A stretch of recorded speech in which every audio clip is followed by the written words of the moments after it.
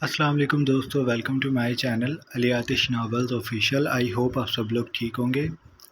ये आप सबके सब्र का फल। इत्तेफाक से मैंने आज भी फ्री था तो ये किस्त लिख ली थी। मुझे आप सबसे एक फ़ेवर चाहिए, वो है दुआ। मेरे हक़ में दुआ करें नमाज़ पढ़ने के बाद सच्चे दिल से। बस ये कह दें कि हमारे राइटर की जो भी ख्वाहिशात हैं वो पूरी हो जाएं, उसकी दुआएं कबूल हो जाएं और जो चीज़ उसके हक़ में बेहतर है उसे मिल जाए। बेहतर नहीं है तो उसे राइटर के हक़ में बेहतर कर दे, और अगर फिर भी वो ना मिल सके तो उसे सब्र दे। आमीन। आप सब ने बस ये करना है। और दूसरी बात ये कि आप लोग चैनल को सब्सक्राइब कर लें, बेल आइकन के बटन को भी प्रेस कर लें ताकि नए आने वाली वीडियो आपको आसानी से मिलती रहे। अब चलते हैं आज की सेकंड एपिसोड की तरफ। पहली सी मोहब्बत, अर्ज़ कलम अली आतिश, किस्त 27। शाहवीर इसरार का वसी बंगला इस वक्त खामोश दिखाई देता था। वो गार्ड्स के साथ आहानी गेट अबूर करके दाखिली दरवाजे पे पहुंचा। गार्ड्स पीछे ही रुक गए थे। उसका सामान गाड़ी से मुलाजिम ने निकाल लिया था। वो सामान लेकर अंदर चला गया तो शाहवीर भी अंदर दाखिल हो गया। राहदारी के बाद बने लाउंज में पुरस्रार ठंडक और अंधेर था। फनूस की रोशनी जल रही थी, लेकिन कोनों से तारीकी लिपटी ओट से शाहवीर को झांक रही थी। उसने एक पल के लिए सोचा कि डैड वगैरह से मिल ले, लेकिन फिर इरादा तर्क करके सीढ़ियों की जानिब जाने लगा कि दूसरे मुलाजिम ने उसे पुकारा। छोटे साहब, बड़े साहब आपको स्टडी में बुला रहे हैं। शाकिब हमें सुकड़ी।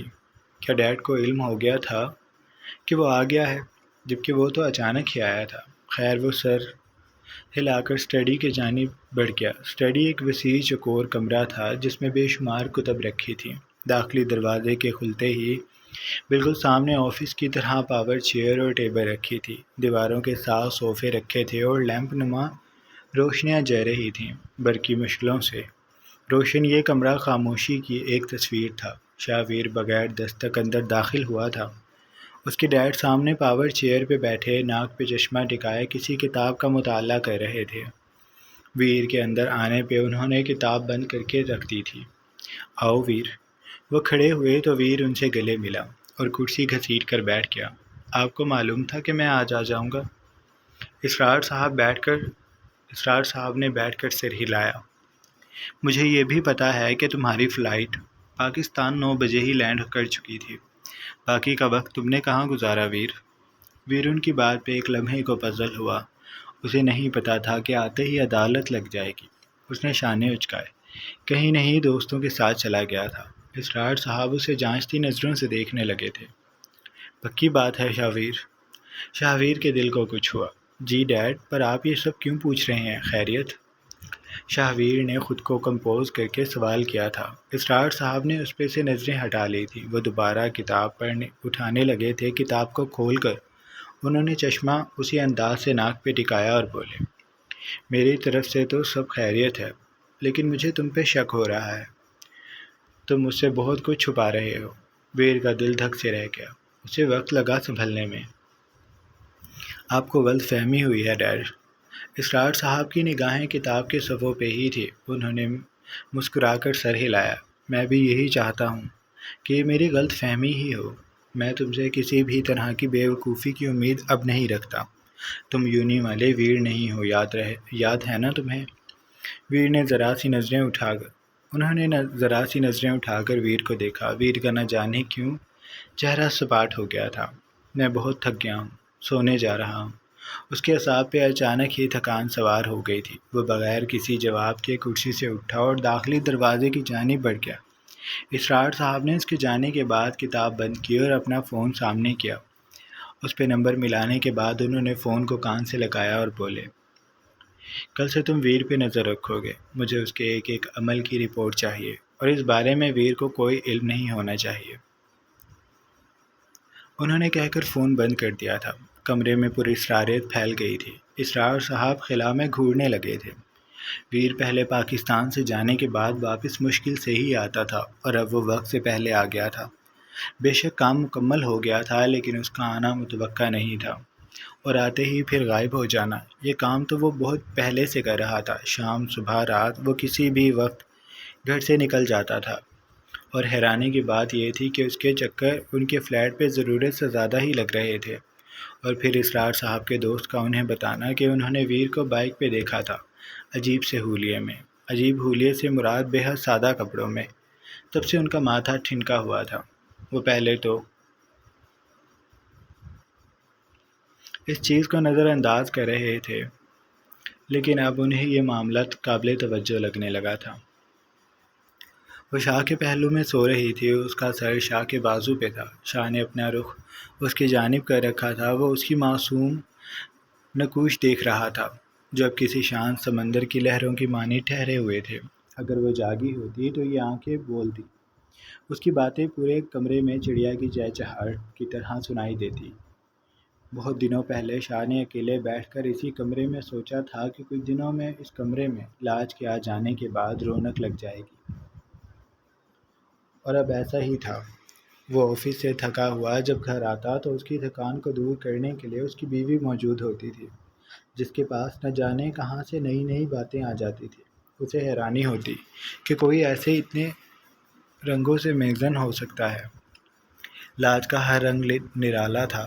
آج بھی جب وہ آفس سے آیا تو کمرے میں آ کر ابھی وہ بیٹھا ہی تھا کہ لاج جلدی سے کمرے سے باہر گئی۔ اس نے چونک کر اسے دیکھا تھا۔ جب وہ واپس آئی تو اس کے ہاتھ میں پیسے تھے، جو وہ شاہ کے پاس لے آئی تھی۔ یہ کھانے کے پیسے جو بچ جائیں وہ مجھے واپس دے دیں۔ اس کے ہاتھ میں اس کی پوری زندگی کی جمع پونجی تھی۔ شاہ کو پہلے تو سمجھ ہی نہ آئی، پھر جب آیا تو وہ بے اختیار مسکرا دیا۔ وہ تو بھول ہی گیا تھا یہ، لیکن اب یاد آنے پہ اس نے مسکان دبا کر لاج کو دیکھا۔ میں تو سارے لوں گا۔ لاج کا دل بیٹھ گیا۔ سارے کیوں؟ کھانا اتنا مہنگا نہیں تھا، اور میں نے تو آئس کریم بھی پوری نہیں کھائی تھی۔ اس کا آئس کریم والا دکھ کم نہ ہوتا تھا۔ شاہ نے سر ہلایا۔ وہ کھانا اتنا ہی مہنگا تھا۔ اب مجھے تم سارے پیسے دے رہی ہو یا نہیں؟ اس نے بلا کی سنجیدگی سے پوچھا تھا۔ لاج کچھ دیر سوچتی رہی، پھر بیڈ پہ تھکے ہوئے انداز سے بیٹھ گئی۔ لے لیں، میں بھوکی نہیں ہوں۔ اس کا لہجہ بجھا ہوا تھا۔ شاہ کا دل کیا وہ ہنس دے، لیکن اس نے لاج کی مٹھی سے پیسے لے لیے اور کھڑا ہو کر الماری کی طرف بڑھ گیا۔ لاج کو لگا اس کا سانس بند ہو رہا ہے، کمرے میں حبس ہو گیا تھا، اور اس کے دل کو کسی نے مٹھی میں جکڑ لیا تھا۔ وہ بیڈ پہ لیٹ گئی۔ شاہ جب پلٹا تو اسے دیکھ کر بس وہ سر جھٹک کر رہ گیا۔ اس لڑکی نے بڑے ہونے کا کوئی ارادہ نہیں کر رکھا تھا۔ وہ بیڈ پہ بیٹھا اور لاج کا کاندھا ہلایا۔ بیٹھو۔ اس کے آنکھیں کھول لینے پہ شاہ نے کہا تھا۔ لاج دھیرے سے بیڈ پہ بیٹھ گئی۔ لاج کے سامنے پیسوں کی گڈی کی وہ ہزار کے نوٹ تھے۔ یہ لو، یہ تمہارا انعام ہے۔ لاج نے الجھ کر اسے دیکھا۔ کس بات کا انعام؟ شاہ نے اس کے کاندھے تھامے اسے اپنے سینے سے لگایا اور بولا، تم نے اچھے بچوں کی طرح میری بات مانی ہے نا، اس لیے یہ تمہارا انعام ہے۔ اس نے لاج سے پیسے نہیں لینے تھے، لیکن اب جب لاج نے اسے وہ پیسے دیے تو شاہ نے انہیں سنبھال کر رکھ لیا اور اس سے دگنے پیسے لا کر لاج کو دے دیے تھے۔ لاج نے انہیں گنا تو استجاب سے گویا ہوئی، یہ تو بہت سارے ہیں۔ ہاں، تو تم نے اتنے اچھے سے میری بات مانی ہے تو مجھے تمہیں کچھ تو دینا ہی چاہیے تھا۔ لاج نے انگلیوں کی پور پہ حساب لگایا۔ میں موبائل لے لوں گی ان کا۔ تم ویسے فون کا کرو گی کیا؟ لاج اس کے سوال پہ جوش سے اس سے دور ہوئی، سامنے آلتی پالتی مار کر بیٹھ گئی۔ میں نہ آپ سے باتیں کیا کروں گی، جیسے ساری بیویاں اپنے شوہروں کو کالز کرتی ہیں، کتنا مزہ آئے گا نا۔ وہ سوچ کر ہی نہال ہو رہی تھی۔ شاہ کو اس کی بات میں دلچسپی ہوئی۔ پر میں تو شام میں آ جاتا ہوں، اور تم مجھ سے باتیں شام میں ہی کر لیتی ہو۔ لاج نے سر نہ میں ہلایا۔ وہ نا، دراصل بات یہ ہے کہ میں آدھی باتیں بھول جاتی ہوں، تو جب میرے پاس موبائل ہوگا تو میں آپ کو بار بار کالز کروں گی، ایک ایک بات بتاؤں گی۔ پرسوں بھی بی جان نے مجھے ڈانٹا تھا، میں آپ کو بتانا ہی بھول گئی۔ بی جان نا اب مجھے بہت ڈانٹنے لگی ہیں، کہتی ہیں کہ میں بڑی پتہ نہیں کب ہوں گی۔ مجھے بالکل عقل نہیں ہے، شوہر کے ساتھ کیسے رہتے ہیں، بس میں اپنے ہی بچپنے میں لگی ہوئی ہوں۔ اس نے بی جان کی باتیں دہرائی تو شاہ نے اسے الجھ کر دیکھا۔ انہوں نے ایسا کیوں کہا تھا؟ اسے تشویش ہوئی۔ میں فارغ بیٹھی تھی، کوئی کام بھی نہیں تھا، تو سترا کے آنے پہ میں لان میں اس کے ساتھ کھیلنے آ گئی۔ میں بھاگ رہی تھی اور وہ مجھے پکڑ رہی تھی۔ بی جان نے مجھے بلایا اور باتیں سنانے لگ گئیں کہ اب مجھے بڑے ہو جانا چاہیے، کھیلنے کودنے سے بہتر ہے میں اپنے شوہر پہ توجہ دوں۔ شاہ، کیا میں آپ کا خیال نہیں رکھتی؟ آپ کے آنے پہ پانی کا بھی پوچھتی ہوں، کھانے کا بھی۔ اب تو میں آپ کی بات بھی مانتی ہوں، پھر بھی بی جان نے مجھے ڈانٹ دیا۔ وہ آخر میں روحان سی ہو گئی تھی۔ شاہ کے لب بھج گئے۔ وہ بی جان کا کیا کرے؟ نہیں، تم میری بہت اچھی بیوی ہو، بی جان کی باتوں پہ دل برا نہ کیا کرو، تم نے مجھے پہلے بتانا تھا نا۔ لاج نے سر ہلایا۔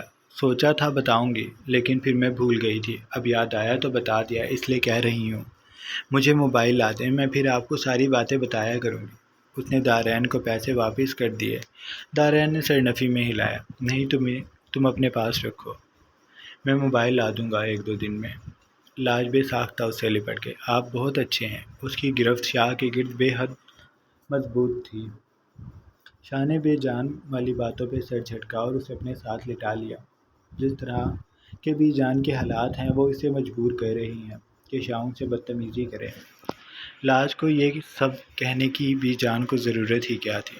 وہ جیسی ہے ٹھیک ہے، اسے بدلنے کی ضرورت ہی کیا ہے؟ وہ پورا دن تو شاہ شاہ کرتی رہتی ہے، پھر پتہ نہیں بی جان کی نظر میں وہ کون سی توجہ ہے جو لاج کو شاہ پہ دینی چاہیے۔ شاہ نے گہرا سانس لیا تھا۔ بی جان نے قسم کھا لی ہے، جیسے کہ وہ لاج اور اسے سکون سے نہیں رہنے دیں گی۔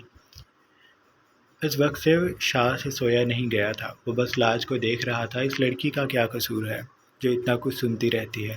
شادی کے بعد سے ہی بی جان کا رویہ اس سے کافی بدل گیا تھا۔ ان کے لہجے میں اب بس شاہ کو مطلب چھپا دکھائی دیتا تھا، لیکن وہ کر ہی کیا سکتا تھا؟ اب وہ بات پہ بی جان سے لڑنے سے تو رہا۔ اس نے سر جھٹکا اور لاج کو اپنے سینے میں بھیج کر آنکھیں موند لیں۔ صبح اس کی آنکھ کچھ دیر پہلے کھل گئی تھی۔ شاہ بھی سو رہا تھا۔ اس نے چہرہ اٹھا کر شاہ کو دیکھا۔ وہ گہری نیند میں سو رہا تھا۔ اس کے سیاہ بال ماتھے پہ بکھرے تھے اور وہ مردانہ بھاری سانس بھر رہا تھا۔ لاج کو پہلی بار وہ بے حد معصوم لگا، کوئی چھوٹا سا بچہ۔ وہ آہستگی سے اٹھی اور اس کے قریب بیٹھ کر اس کا چہرہ دیکھنے لگی۔ کچھ دیر وہ بس اس کا چہرہ دیکھتی رہی، پھر اس نے ہاتھ بڑھا کر شاہ کے ماتھے پہ بکھرے بال درست کیے۔ وہ اس کی مونچھوں کو وٹ دینے لگی۔ اسے یہ کھیل اچھا لگا۔ وہ کبھی اس کے بال بکھیر دیتی، کبھی انہیں درست کرنے لگتی۔ پھر اس کے دل میں نہ جانے کیا آیا کہ اس نے شاہ کا سر دھیرے سے اپنی گود میں رکھ لیا اور اس کا گال نرمی سے کھینچنے لگی۔ ابھی اس نے گال کھینچا ہی تھا کہ شاہ نے بوجھل آنکھوں کو کھولا۔ اسے دھندلی سی پرچھائی دکھائی دی تھی۔ نیند جیسے ہی چھٹی تو اسے لاج کا چہرہ صاف دکھائی دیا، جس کی اب ہوائیاں اڑ گئی تھیں۔ میں بس کھیل رہی تھی، میں آپ کو اٹھانا نہیں چاہتی تھی شاہ۔ باقی کی بات اس کے منہ میں ہی رہ گئی۔ شاہ نے اپنا چہرہ اس کے پیٹ کی جانب کیا اور اس کی کمر میں ہاتھ ڈال کر شاید وہ آنکھیں موند چکا تھا۔ اس کی گرم سلگتی سانسیں لاج کے پیٹ کو جھلسا رہی تھی۔ شاہ نے اس کی قمیض کو سرکایا اور پھر اس کے پیٹ پہ اپنے لب رکھ دیے۔ لاج کا سانس اٹک گیا، دل کسی کھائی میں اترنے لگا۔ شاہ کی گرفت اس کی کمر پہ مضبوط تھی۔ تم ایسے کتنی دیر بیٹھ سکتی ہو؟ اس نے گمبھیر لہجے سے سوال کیا تھا۔ لاج کو سمجھ نہ آئی کہ وہ کیا جواب دے۔ جب وہ بولا تو اس کے لب لاج کے پیٹ کو چھو رہے تھے۔ وہ تپتے گلاب جیسے لب اس کے صحرا ہوتے وجود کو اپنی خوشبو سے مہکا رہے تھے۔ اس کا ہاتھ لاج کی کمر پہ تھا۔ قمیض کو پیچھے سے سرکاتا وہ اس کی کمر پہ اپنا کثرتی بازو لپیٹ چکا تھا۔ ہاتھ کو آگے کی جانب لا کر وہ اپنی انگلیوں کی پور اس کی کمر کے بائیں جانب متحرک کر چکا تھا۔ وہ کبھی اوپر جاتے تو کبھی نیچے کا سفر کرنے لگتے۔ لاج کے رونگٹے کھڑے ہو گئے تھے۔ وہ اپنے پیٹ پہ شاہ کے لبوں کی نرماہٹ، اس کی سانسوں کی تپش اور داڑھی مونچھوں کی چبھن ایک ساتھ محسوس کر رہی تھی۔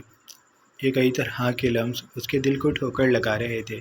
آج پہلی بار ایسا ہوا تھا کہ وہ اس لمس کو اس قدر محسوس کر رہی تھی کہ وہ پگھلنے لگی تھی۔ اسے اپنی حالت پہ حیرانی ہوئی۔ یہ تجربہ نیا تھا، لیکن اس تجربے میں ایک تشنگی تھی، قربت کی تشنگی۔ وہ شاہ کو دور نہیں کرنا چاہتی تھی۔ بتاؤ نا۔ اس نے دوبارہ اپنا سوال دہرایا تو لاج بدقت بولی، کیوں؟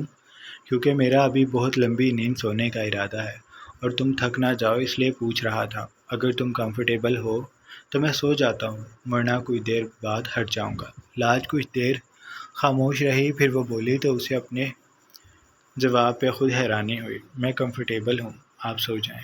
شاہ نے اپنا چہرہ نکال کر نکھالا۔ اس کی مخمور آنکھیں مسکاتی تھیں۔ میرا بہت اچھا بیبی۔ اس نے دوبارہ وہیں چہرہ کر لیا تھا۔ اب کی بار اس نے وہاں دھیرے سے دانت گاڑے تو وہ سسکاری تو وہ ہنس دیا اور اپنی گرفت پھر سے مضبوط کر لی۔ میرے بالوں میں ہاتھ چلاؤ لاج۔ اس نے ایک اور فرمائش کی۔ لاج نے ریشہ انگلیاں اس کے بالوں میں چلانا شروع کر دی تھیں۔ اس کی سانسیں بہک بہک جاتی تھیں۔ وہ اس لمس پہ سختی سے آنکھیں موند کر بیٹھ گئی تھی۔ اندر ہی اندر کچھ تھا جو جنون بن کر سر اٹھانے لگا تھا اور وہ لاج سے آج ہی بغاوت کر لینا چاہتا تھا۔ لاج کو سمجھ نہ آئی کہ اس بغاوت کا اظہار شاہ سے کیسے کرے۔ وہ اپنے جذبات کے بیان میں بے حد کچی تھی۔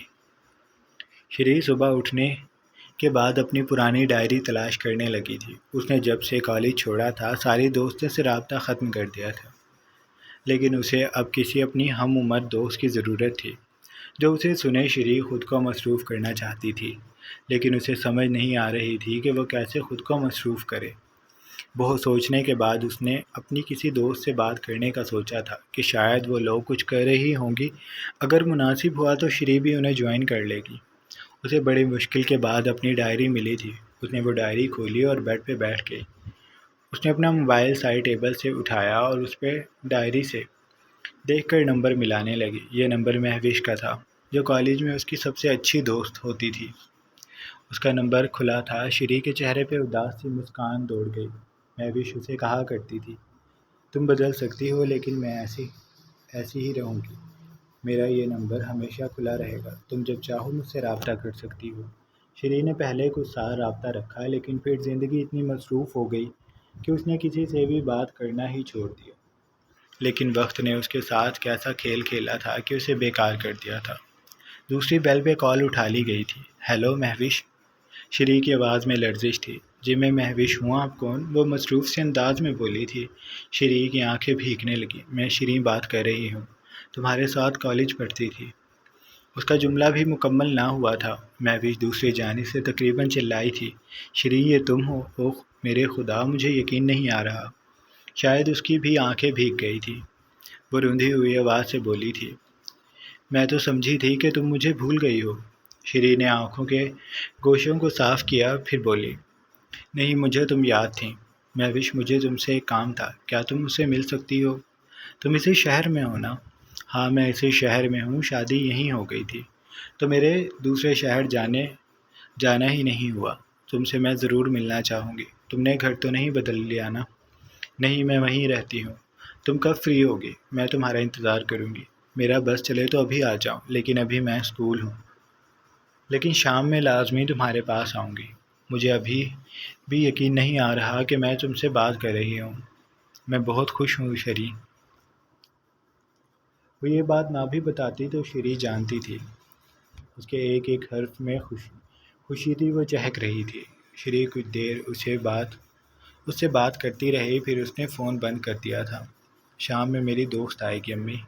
پھپھو نے اسے حیرانی سے دیکھا۔ تمہاری دوست؟ انہیں جیسے یقین نہ آیا۔ ہاں سوچ رہی تھی خود کو مصروف کر لو، اس لیے پرانے دوستوں سے ملنے کا فیصلہ کیا ہے۔ پھپھو کی آنکھیں بھیگ گئیں۔ شری، انہوں نے شری کو اپنے سینے میں بھینچ لیا تھا۔ مجھ سے زیادہ تو آپ روتی ہیں امی، مت رویا کریں، میں ٹھیک ہوں، اور اگر نہیں بھی ہوں تو ہو جاؤں گی۔ میں نے کوشش شروع کر دی ہے، اب میں اس میں کامیاب بھی ہو جاؤں گی۔ پھپھو نے اس کا ماتھا چوم کر سر ہلایا۔ اللہ تمہیں خوش رکھے اور تمہارے نصیب اچھے کرے، تمہیں وہ ملے جو تمہارا ہو، تم سے محبت کرے۔ شری ان کی بات پہ کرب سے مسکرائے۔ ان باتوں کو چھوڑیں امی، یہ بتائیں آج سوٹ کون سا پہنوں؟ تیار تو مجھے لاج کر دے گی۔ پھپھو بھیگی آنکھوں سے مسکا دیں۔ کوئی گہرا رنگ پہننا، آپ نکال دیں۔ پھپھو نے سر ہلایا اور شری کے ہاتھ ساتھ اس کے کمرے میں آ گئے۔ انہوں نے اس کا ایک ایک جوڑا دیکھا۔ یہ سب تو پھیکے رنگوں کے ہیں، اس سے تیز رنگ تو میرے پاس رکھے ہیں۔ تبھی کہتی تھی کہ کوئی ڈھنگ کا جوڑا بنا لو۔ تمہاری دوست کب آئے گی؟ شام تک آئے گی۔ پھپھو نے سینے پہ ہاتھ رکھ کر شکر ادا کیا۔ یہ تو بہت اچھی بات ہے۔ تم آج میرے ساتھ چلنا، شاپنگ کریں گے، تمہیں پہلے پارلر لے کر جاؤں گی، پھر کپڑے لیں گے۔ انہوں نے اس کا چہرہ تھوڑی سے پکڑا۔ کان بھی خالی ہیں، گلا بھی، اور کلائیوں میں جو چوڑیاں ہیں اتنی پرانی ہو گئی ہیں کہ بس آج تو میرے ساتھ چلنا، میں تمہیں شاپنگ کروا کر لاؤں گی۔ امی میری دوست آ رہی ہے، رشتے والے نہیں۔ پھپھو کو اس کے منہ سے یہ شرارت اچھی لگی۔ وہ بھی آ جائیں گے۔ تم بس اب تیار رہا کرو، ابھی کوئی دیر میں چلیں گے شاپنگ پہ۔ امی لاج کو بھی لے کر جائیں گے؟ پھپھو نے لب بھیج کر اسے دیکھا۔ ظاہر سی بات ہے اسے لے کر جائیں گے، ورنہ وہ میرا خون پی جائے گی۔ اور اچھی بات ہے نا، وہ ساتھ ہوگی تو تمہیں شاپنگ میں ڈھیلا نہیں پڑنے دے گی۔ میری تو بات پھر تم نظر انداز کر دیتی ہو، اس کی تو مان لو گے۔ پھپھو ہنس کر بولی تھی۔ ان کی ہنسی میں خوشی تھی اور خوشی میں سکون۔ انہیں شیریں کا فیصلہ پسند آیا تھا۔ جاری ہے۔ جناب، یہ تھی ہماری آج کی سیکنڈ ایپیسوڈ۔ آئی ہوپ آپ کو اچھی لگی ہوگی۔ اگر آپ کو قسط اچھی لگی ہے تو آپ لوگوں نے لازمی مجھے دعاؤں میں یاد رکھنا ہے اور قسط کو بھی لازمی لائک کرنا ہے اور چینل کو سبسکرائب کر لیں۔ 7,000 ہونے میں صرف تھوڑے سے رہ گئے ہیں۔ آپ لوگ اگر چاہیں تو یہ مکمل ہو سکتے ہیں، تو آپ لوگ چینل کو سبسکرائب کر لیں، بیل آئیکن کے بٹن کو بھی پریس کر لیں۔ بہت جلد نئے قسط کے ساتھ حاضر ہوں گے۔ اللہ حافظ۔